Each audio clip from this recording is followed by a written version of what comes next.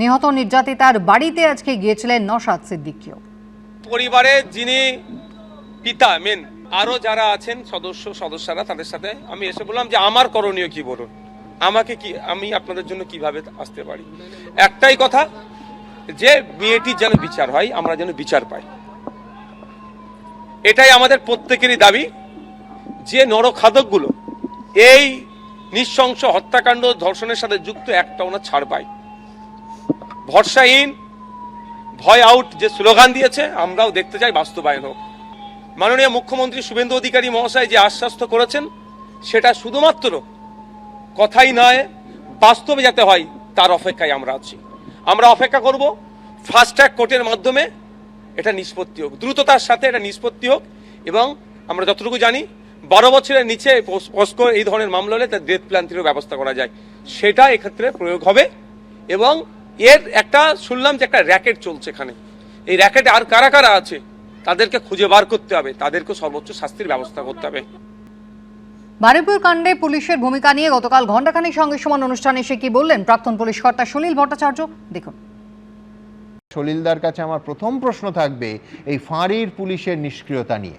দেখুন, ফাঁড়ির পুলিশের বিরুদ্ধে এই ঘটনায় আজ যে অভিযোগ উঠছে, আগেও তো এই রকম পুলিশকেই আমরা দেখতাম, যে পুলিশ সাধারণ মানুষের অভিযোগকে গুরুত্ব দেয় না, শুধু প্রভাবশালী হলে স্যালুট ঠোকে অথবা এফআইআর নেয়।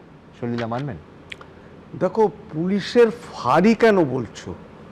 পুলিশের ফাঁড়ি বলো, পুলিশ ক্যাম্প বলো, সেখানে যখন অভিযোগটা হলো থানা জানে না, সরকার পাল্টালো, শাসন ক্ষমতা পাল্টালো, এই নেচারগুলো প্রকৃতিগুলো মানে অ্যাটিচিউডটা পাল্টাবে না। মানে যদি আমি বলছি ধর্মের ফ্যাক্টর বিন্দু মাত্র নাও থাকতো, একটা 12 বছরের মেয়ে হারিয়ে গেছে, পরিবার অভিযোগ করছে, আমি তৎপর হবো না? তত সব তো ঝাঁপিয়ে পড়বে। এবং যে অফিসার ইনচার্জ সে সঙ্গে সঙ্গে লোকাল এসডিপিওকে এসপিকে জানিয়েছে বলতে হয়, কোনো রিয়াকশন নেই। সুমন, আজকে আইজি প্রেসিডেন্সি রেঞ্জ কখন ভবানী ভবন থেকে আসবে, এসে মাইক ফুঁকে বলবে নিজের পরিচয় দিয়ে যে আমি আইজি প্রেসিডেন্সি রেঞ্জ, আপনাকে কথা দিচ্ছি আপনাদের যে সাজা পাবেই। কেন এই সিচুয়েশনটা হবে? What was the stand of the SP and DSP and additional SP? তারা কোথায় ছিল? আজকে তুমি বলো পুলিশের সামনে একটা লোক, তুমি জানো না সে দোষী কি অপরাধী, লিঞ্চ টু মার্ডার। মুখ্যমন্ত্রী বলেছেন বিচার হবে, তবে পাবলিককে প্যাসিফাই করা গেছে। এটা খুব আনফরচুনেট ইনসিডেন্ট। বারুইপুর কাণ্ডে তোলপাড় পড়ে গিয়েছে বিজেপির প্রতিনিধি দল। আজ সকালে তারা পৌঁছে যান। মুখ্যমন্ত্রী তিনি আজকে যাবেন। কিছুক্ষণ আগেই ঋতব্রত বন্দ্যোপাধ্যায়, কাকলি ঘোষ দস্তিদার, সায়নী ঘোষ, চন্দ্রিমা ভট্টাচার্য তারা পৌঁছে গিয়েছেন বারুইপুরে।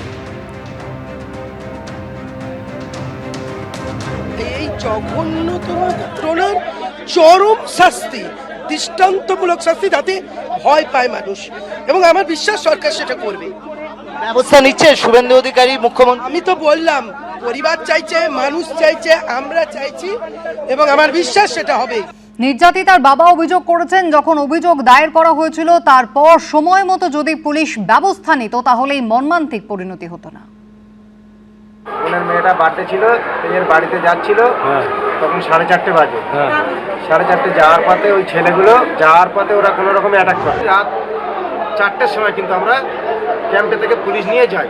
যাওয়ার পরে পুলিশ বউকে জিজ্ঞেস করলাম, মাকে জিজ্ঞেস বললে ঘরে নেই, দেখছে ঘরের এক কোণে চুপচাপ বসে আছে। ভালো, ওই জায়গাতে আমরা আনলাম। কি ওর উপর আগে থেকে টার্গেট ছিল সেটা তো আমি জানি না।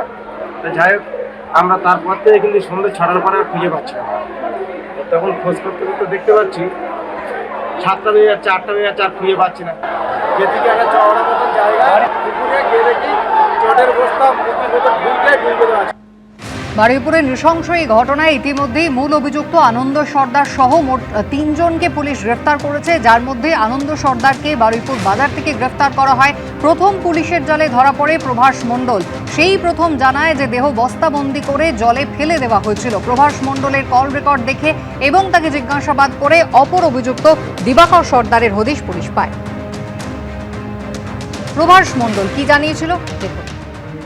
লোকজন ছিল, আমাকে ভয় পেয়ে গেছে, ও তুলে গোলাগুলো পাথরে মেরেছে। কে পাতুলেছে কে? ওই আনন্দ করে ছেলে একটা, ওরা কি মেয়েটাকে নিল, তুলে কিছু টাকা খাওয়ার জন্য ওরা একটু 50,000 টাকা চেয়েছে। কার কাছ থেকে? ওই মেয়েটা দেখে টাকা নেবে কিছু। ময়না তদন্তের প্রাথমিক রিপোর্ট কিন্তু হাড় হিম করা। জীবিত অবস্থাতেই বস্তাবন্দি অবস্থায় পুকুরেই নাবালিকাকে ফেলে দেওয়া হয়েছে। তার স্টমাকে জল পাওয়া গিয়েছে, আর তা দেখেই কিন্তু এমনটা অনুমান করেছেন ফরেনসিক বিশেষজ্ঞরা।